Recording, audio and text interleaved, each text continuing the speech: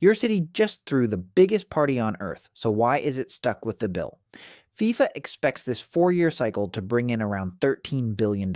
Toronto's direct budget to host 6 matches, 380 million Canadian dollars. Same event, 2 completely different scoreboards. One side owns the television rights, the sponsors, the tickets, the luxury hospitality packages, and the logo. The other side handles the police, the trains, the road closures, the cleanup, and the giant crowd that arrives all at once.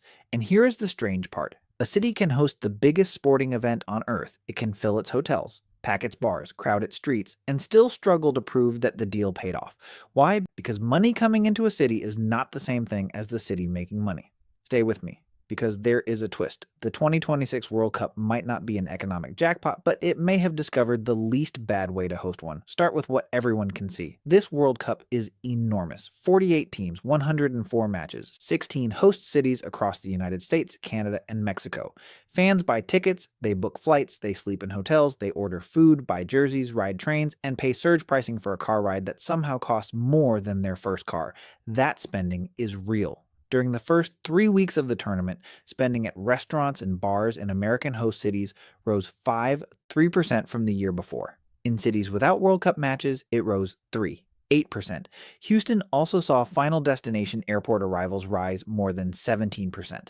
So yes, the World Cup brings customers. For a hotel near the stadium, this can be an amazing month. For the right bar, restaurant, transport company, staffing firm, or security contractor, it can be the best stretch of the year. But here is the trap. A busy city is not the same thing as a profitable city. A hotel can double its prices. A bar can run out of beer. An airline can fill every seat. None of that tells you whether the public got back what it spent. To understand why, follow the money. FIFA does not get rich by selling hot dogs outside the stadium. It owns the parts of the tournament that can be sold to the entire planet at once. Television rights, sponsorships, tickets, hospitality packages, licensing, the World Cup brand itself. FIFA can stage one match inside one stadium, then sell the attention around that match in dozens of countries.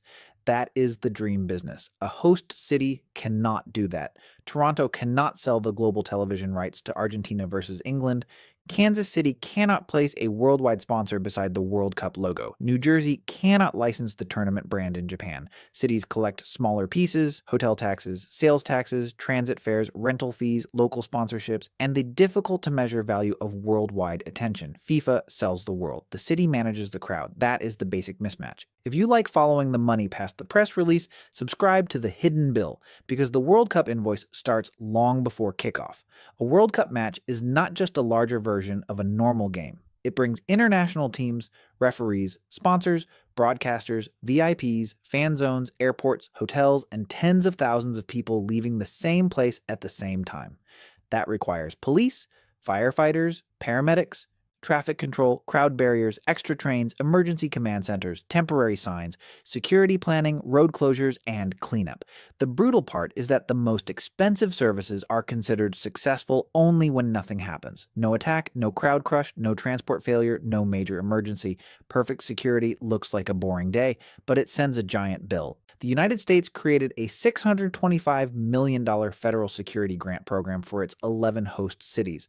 That money helps local governments cover some of the cost, but it also reveals how large the job really is. You do not create a $625 million security program for a free party.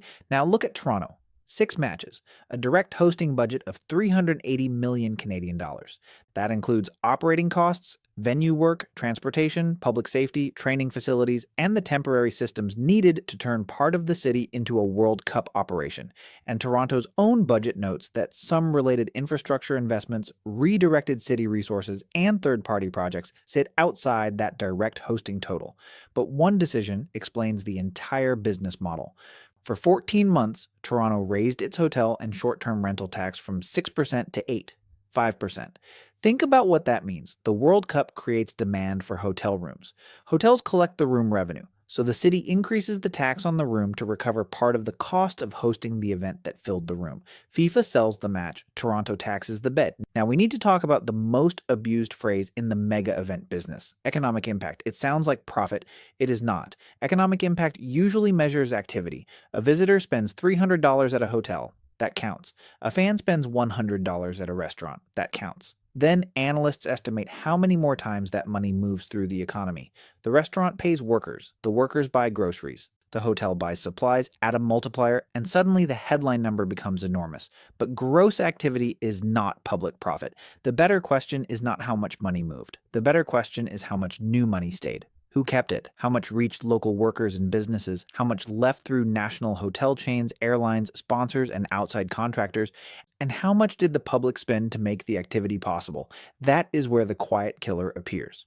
Substitution. Imagine someone already planned to visit New York in June. Then the World Cup arrives. Hotel prices rise. Traffic gets worse. Restaurants fill up. So that visitor chooses another city. A soccer fan takes the empty hotel room. The hotel is still full. But the city did not gain one full visitor. It replaced one visitor with another. The same thing happens with locals. A resident who normally eats downtown stays home because the area is packed.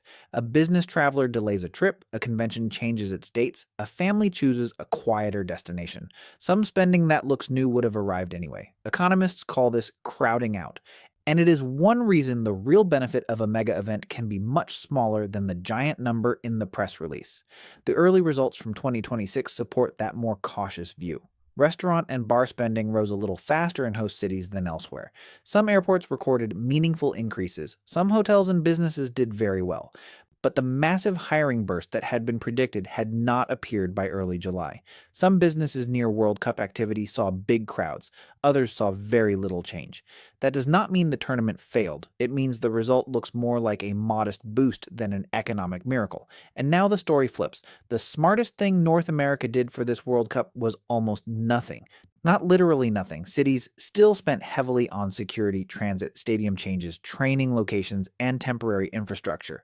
But they built 0 new stadiums for the tournament. 0. Compare that with previous hosts. Qatar built 8 stadiums for 2022, Russia built 9 for 2018, Brazil built 7 for 2014. North America already had giant stadiums, it already had major airports, hotels, highways, media markets, and decades of experience moving huge sports crowds. So instead of building an entire sports country for one tournament, it borrowed one that already existed. Combined FIFA and public spending for the 2026 tournament is estimated at about $5 billion. That still sounds enormous, but by World Cup standards, it makes 2026 one of the cheaper tournaments of the past 30 years. Cheap does not mean free. An existing stadium may still need a different field, modified locker rooms, larger media areas, sponsor zones, security fences, training facilities, and temporary structures. The stadium hosts the match. The city hosts everything around it, but avoiding new stadium construction removes the most dangerous part of the old World Cup model, the white elephant. That is the giant venue built for 1 month, then left behind with maintenance costs and no clear purpose. A monument to optimism surrounded by empty seats. The tournament leaves, the bill stays. The 2026 World Cup mostly avoided that. And here is the real payoff. The World Cup does not need to be a scam for its economic promise to be oversold. It creates real value. Fans get an experience they may remember forever. Businesses make money. Cities receive worldwide attention. Residents feel pride.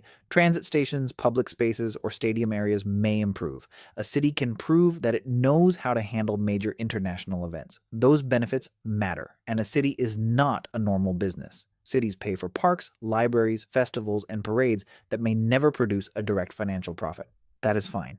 The problem begins when leaders sell civic value as guaranteed financial return. Those are two different arguments. The honest sales pitch would sound like this. Hosting will cost public money. Some businesses will win far more than others. Some visitor spending will be truly new. Some will replace spending that was already coming. The city may receive useful upgrades and worldwide exposure. But FIFA will remain the clearest financial winner because FIFA owns the product that can be sold everywhere. So was hosting the 2026 World Cup worth it?